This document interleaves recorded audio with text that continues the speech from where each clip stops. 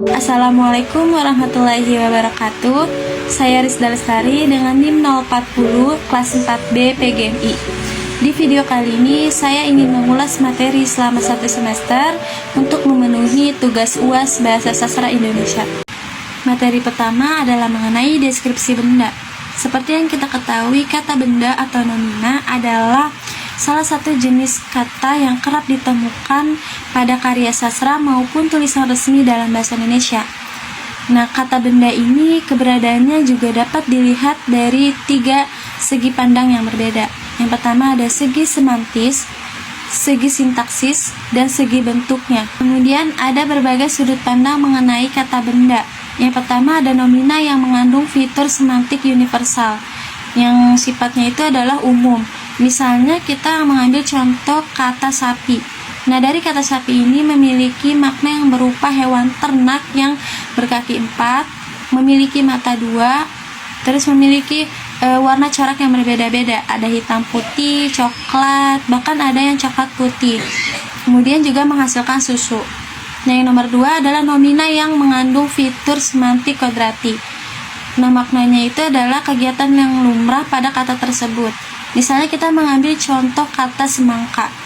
Dari fitur semantik kodratik ini memiliki makna yang berupa ukuran, berat, warna, bahkan sampai bentuknya.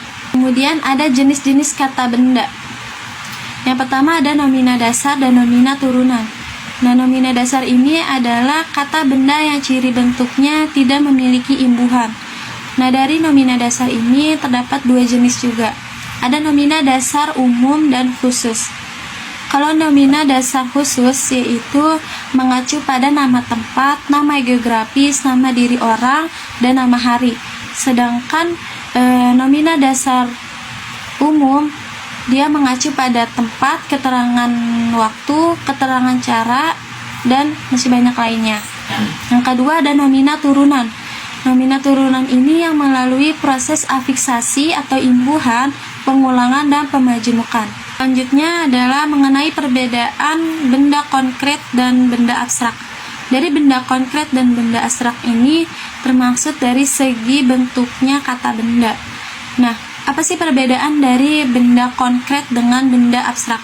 Kalau benda konkret ini dia dapat dilihat, terus tampak, dan dapat dilihat dari panca indera manusia. Misalnya kayak mobil, orang, terus binatang, dan masih banyak lainnya. Sedangkan dari benda abstrak dia itu kebalikannya, tidak tampak, tidak terlihat, dan tidak dapat dilihat dari panca indera manusia. Misalnya kayak keyakinan, kebaikan, ide, ilmu, dan masih banyak lainnya. Materi yang kedua adalah mengenai identifikasi diri.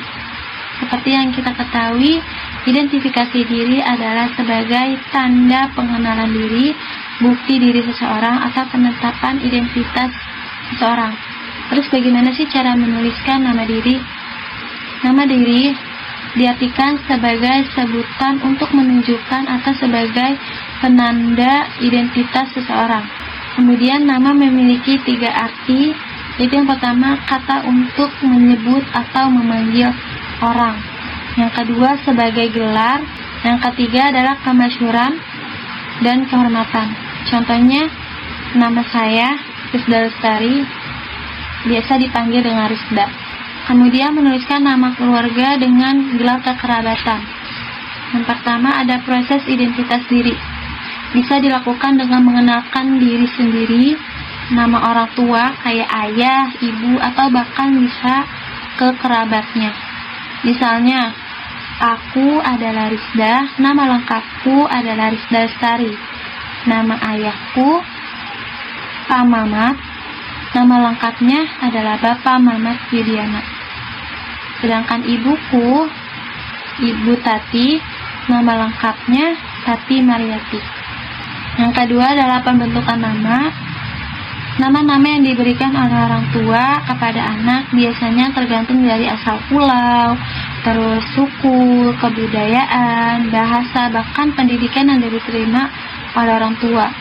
Kemudian yang ketiga ada sistem penamaan. Nah, dari sistem penamaan ini ada bermacam-macam. Yang pertama ada nama tunggal, nama jamak, tanpa nama orang tua atau nama keluarga. Yang ketiga, nama jamak dengan nama keluarga sebagai nama belakang. Yang keempat, nama jamak menggunakan sistem patronimik ala Eropa. Yang kelima, nama jamak menggunakan sistem patronimik ala Timur Tengah. Selanjutnya, nama diri dengan status sosial. Ada 3. Yang pertama ada askrip status, yaitu didasari dengan adanya faktor keturunan. Contohnya misalnya dari anak bangsawan. Yang kedua ada achieve status, yaitu status sosial yang diperoleh oleh seseorang karena atas kerja kerasnya dan usaha yang dilakukannya.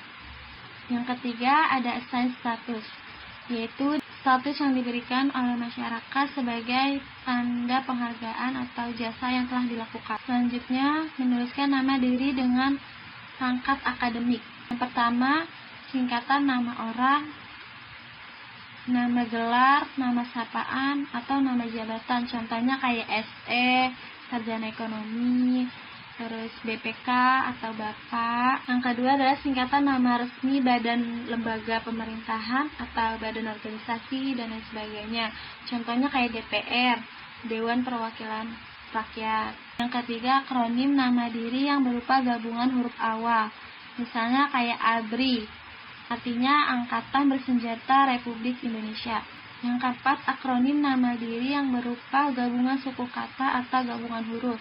Contohnya AKABRI, Akademik Angkatan Bersenjata Republik Indonesia. Yang kelima, akronim yang bukan nama diri yang berupa gabungan huruf atau suku kata. Contohnya kayak pemilu, pemilihan umum. Materi yang ketiga adalah mengenai kalimat sapaan. Kalimat sapaan adalah kalimat yang digunakan untuk menegur sapa orang yang diajak bicara, yaitu orang kedua, atau menggantikan nama orang ketiga. Kemudian, ciri-ciri kalimat sapaan adalah pertama, penulisan huruf awal menggunakan huruf kapital. Yang kedua adalah sesuai dengan situasi dan kondisi percakapan. Yang ketiga, dipengaruhi oleh adat istiadat. Yang keempat, pemilihan bentuk kata sapaan dipengaruhi oleh status. Contoh kalimat sapaan untuk teman sebaya bagaimana? Yaitu dengan menggunakan sapaan yang akrab dan santai. Contohnya, ada percakapan antara Rizda dengan Alia. Rizda bertanya dengan Alia, "Hai Alia, apa kabar?" Alia menjawab, "Kabar baik." Contoh kalimat sapaan untuk yang lebih tua. Nah, untuk kalimat sapaan yang lebih tua ini menggunakan bahasa yang sopan, yang bertujuan untuk menghormati. Contohnya, "Duluan Kak." Dari kata kakak adalah sapaan untuk perempuan atau laki-laki yang lebih senior untuk menunjukkan rasa hormat. Materi yang keempat mengenai dialog, prolog, dan epilog. Dialog adalah karya tulis yang disajikan dalam bentuk percakapan antara dua tokoh atau lebih. Prolog adalah naskah pengantar atau pendahuluan untuk masuk ke dalam sebuah cerita yang terletak pada awal naskah. Selanjutnya adalah epilog. Epilog adalah bagian terakhir dari pementasan cerita yang isinya berupa kesimpulan yang memuat makna, pesan, moral yang dapat diambil dari cerita tersebut. Struktur dialog antara lain. Yang pertama adalah orientasi, yaitu bagian awal cerita yang menggambarkan situasi yang sedang terjadi atau sudah terjadi. Kedua, ada komplikasi, yaitu bagian dari drama yang berisikan tentang konflik-konflik yang ada di dalam drama. Yang ketiga, ada resolusi, yaitu bagian klimaks dari drama. Adapun unsur-unsur prolog. Yang pertama ada tokoh. Tokoh terbagi menjadi 3. Ada tokoh protagonis, tokoh antagonis, dan tritagonis. Kedua ada latar. Nah, latar juga terbagi menjadi 3. Ada latar tempat, latar waktu, dan latar suasana. Yang ketiga adalah latar belakang. Adapun langkah-langkah membuat dialog. Yang pertama menentukan topik. Yang kedua menentukan tokoh dan karakternya. Yang ketiga menyusun butir-butir dialog. Yang keempat mengembangkan butir-butir dialog. Materi yang kelima adalah membaca. Membaca adalah proses memahami pesan tertulis yang menggunakan bahasa tertentu yang disampaikan oleh penulis kepada pembaca. Adapun syarat-syarat menjadi pembaca yang baik. Yang pertama, pembaca yang baik tahu mengapa dia membaca. Yang kedua, pembaca yang baik memahami apa yang dia baca. Yang ketiga, pembaca yang baik harus menguasai kecepatan membaca. Yang keempat, pembaca yang baik harus mengenal media cetak. Adapun jenis-jenis membaca. Yang pertama, membaca cepat. Membaca cepat menggunakan teknik dengan memindahkan pandangan mata secara cepat, kata demi kata, baris demi baris. Yang kedua, membaca sekilas. Teknik membaca sekilas yaitu dilakukan dengan sekilas pada bagian-bagian informasi yang diperlukan saja. Yang ketiga, membaca intensif, yaitu dengan membaca secara seksama terhadap bacaan ketika meneliti mengkritisi suatu bacaan. Yang keempat, membaca ekstensif, kegiatan membaca yang tidak begitu detail. Tujuannya untuk mendapatkan informasi-informasi yang penting-penting. Yang kelima, membaca nyaring, yaitu kegiatan membaca yang menggunakan vokal yang keras dan jelas. Yang keenam, membaca memindai, yaitu membaca dengan cermat dan teliti untuk mengetahui intinya. Selanjutnya adalah membaca petunjuk. Petunjuk adalah tanda atau isyarat untuk menunjukkan atau memberitahukan sesuatu yang berisikan ketentuan, pedoman, atau pengarahan dalam mengerjakan sesuatu dengan instruksi yang jelas, singkat, dan sistematis. Materi yang keenam mengenai tata cara membaca puisi dan membaca teks. Puisi adalah karya sastra yang menggunakan kata-kata indah dan kaya makna. Karakteristik puisi. Puisi terbagi menjadi dua, yaitu puisi lama dan puisi baru. Ciri-ciri dari puisi lama, anonim, tidak diketahui pengarangnya. Yang kedua, terikat jumlah baris, irama, dan rima. Yang ketiga, merupakan kesusastraan lisan. Yang keempat, gaya bahasanya statis atau tetap. Yang kelima, isinya fantastis. Sedangkan puisi baru, ciri-cirinya yang pertama, pengarangnya diketahui. Yang kedua, tidak terikat jumlah baris, rima, dan irama. Yang ketiga, berkembang secara lisan dan tertulis. Yang keempat, gaya bahasanya dinamis atau berubah-berubah. Yang kelima, isinya tentang kehidupan pada umumnya. Adapun jenis-jenis dari puisi, yaitu yang pertama ada puisi naratif. Puisi naratif adalah ungkapan suatu cerita atau penjelasan penyair. Yang kedua, puisi lirik. Puisi lirik terbagi menjadi tiga. Yang pertama ada elegi, yang kedua ada ode, yang ketiga ada serenade. Puisi yang ketiga adalah puisi deskriptif. Puisi deskriptif terbagi menjadi dua, ada satir dan ada puisi kritik sosial. Kemudian ada tata cara membaca puisi. Yang pertama, memperhatikan lafal. Yang kedua adalah jeda. Yang ketiga adalah intonasi. Selanjutnya, tata cara membaca teks. Yang pertama, persiapkan diri. Yang kedua, teknik bacaan. Yang ketiga, tetapkan tujuan. Yang keempat, baca dengan perlahan dan teliti. Kelima, identifikasi gagasan utama. Enam, menggunakan strategi membaca yang cepat. Yang ketujuh, membuat catatan atau ringkasan. Kedelapan, evaluasi atau refleksi. Materi yang ketujuh mengenai menulis tegak bersambung. Seperti yang kita ketahui bahwa menulis tegak bersambung adalah salah satu keterampilan dalam pembelajaran bahasa Indonesia dengan cara menggabungkan huruf demi huruf hingga membentuk suatu kata dan kalimat. Terus bagaimana sih cara pengenalan buku tulis halus kepada siswa? Karena yang seperti kita ketahui bahwa masih banyak sebagian siswa yang mengalami kesulitan dalam menulis tegak bersambung. Misalnya pada bentuk huruf, pada ukuran huruf, dan letak huruf. Oleh karena itu, guru dapat mengenalkan buku bergaris 5 kepada siswa dengan tujuan untuk memudahkan dalam memulai tegak huruf bersambung. Adapun aturan penulisan huruf sambung. Yang pertama, pemegangan pensil, yang dimana posisinya tegak, tidak miring ke kiri maupun ke kanan. Yang kedua, siswa menulis huruf dengan benar. Yang ketiga, penulisan setiap huruf secara benar, yaitu tegak lurus dengan tidak miring ke kiri maupun ke kanan.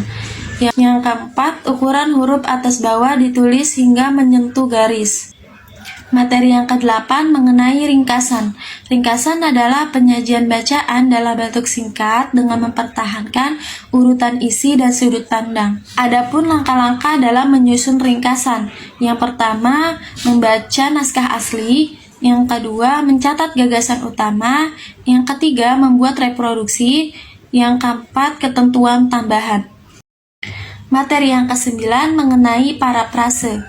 Parafrase adalah suatu kegiatan memperjelas atau mengalihkan suatu bentuk ke dalam bentuk lain tanpa mengubah pengertian asalnya. Adapun ciri-ciri dari parafrase, yang pertama, bentuk tuturannya berbeda, makna tuturannya sama, yang ketiga, substansi tidak berubah, yang keempat, bahasa atau cara menyampaikan berbeda. Selanjutnya, mengenai langkah-langkah membuat parafrase. Yang pertama, membaca dan memahami secara keseluruhan pada suatu karya sastra. Yang kedua, memahami jenis perubahan yang akan dilakukan, baik bentuknya prosa, puisi, maupun drama. Yang ketiga, mengungkapkan kembali dengan redaksi bahasa dan bentuk yang berbeda. Materi yang ke-10 mengenai surat resmi dan surat pribadi. Surat resmi adalah surat yang menyangkut masalah yang resmi, seperti masalah organisasi, masalah instansi, ataupun lembaga. Adapun karakteristik dari surat resmi yaitu menggunakan kop surat apabila dikeluarkan organisasi. Yang kedua, ada nomor surat, lampiran, dan perihal. Yang ketiga, menggunakan salam pembuka dan penutup yang lazim. Yang keempat, penggunaan ragam bahasa resmi. Yang kelima, menyertakan cap atau stempel dari lembaga resmi. Selain dari karakteristik, adapun ciri-ciri surat resmi. Pertama, dikeluarkan oleh instansi atau jabatan, baik milik pemerintah maupun swasta. Yang kedua, berisikan kepentingan-kepentingan kedinasan atau keorganisasian. Yang ketiga, disusun dengan ragam resmi. Yang keempat, ada format baku bagian-bagian surat resmi. Yang selanjutnya mengenai surat pribadi. Surat pribadi adalah surat yang menyangkut masalah kepentingan pribadi yang sifatnya tidak resmi, bisa dikirimkan oleh teman sejawat maupun keluarga dan lain sebagainya. Adapun karakteristik dari surat pribadi. Yang pertama, tidak menggunakan kop surat, tidak adanya nomor surat, salam pembuka dan penutupnya bervariasi. Yang keempat, penggunaan bahasa bebas. Yang kelima, format surat bebas. Berikutnya, macam-macam dari surat pribadi. Yang pertama, surat pribadi yang bersifat kekeluargaan, yang dimana surat tersebut ditulis oleh seseorang yang berhubungan dengan kepentingan keluarga. Misalnya, surat undangan, surat bela sungkawa, dan surat dari orang tua kepada anaknya ataupun sebaliknya. Yang kedua, surat pribadi yang bersifat kedinasan, yang dimana surat yang ditulis oleh seseorang adalah surat yang ditulis oleh seseorang yang berhubungan dengan kepentingan kedinasan, baik lembaga-lembaga, kantor, ataupun lain sebagainya. Misalnya, surat permintaan perizinan cuti, terus surat lamar kerja, dan lain sebagainya. Materi yang ke-11 mengenai formulir dan kwitansi. Formulir adalah lembaran kertas yang di dalamnya terdapat pertanyaan tertentu yang diisi data atau informasi diri. Sedangkan kwitansi adalah dokumen tanda bukti transaksi penerimaan uang oleh penjual dari pembeli. Adapun ragam bentuk formulir dan kwitansi. Yang pertama, ada ragam bentuk formulir. Ada formulir pendaftaran, formulir anggota, formulir kartu, formulir daftar riwayat hidup, dan formulir slip tabungan. Yang kedua, ragam bentuk kwitansi. Ada kwitansi bukti pembayaran, kwitansi transaksi produk, kwitansi transfer uang, kwitansi cash receipt, kwitansi serah terima uang. Selanjutnya mengenai contoh pengisian formulir dan kwitansi. Yang pertama ada contoh pengisian formulir, yaitu ada 3. Bagian kepala formulir yang isinya mengenai logo, instansi, lembaga maupun organisasi.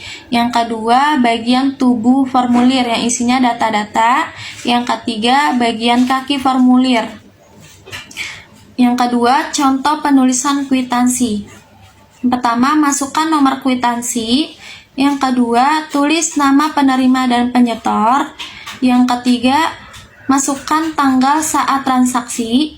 Yang keempat, masukkan jumlah uang. Yang kelima, tuliskan deskripsi pembayaran.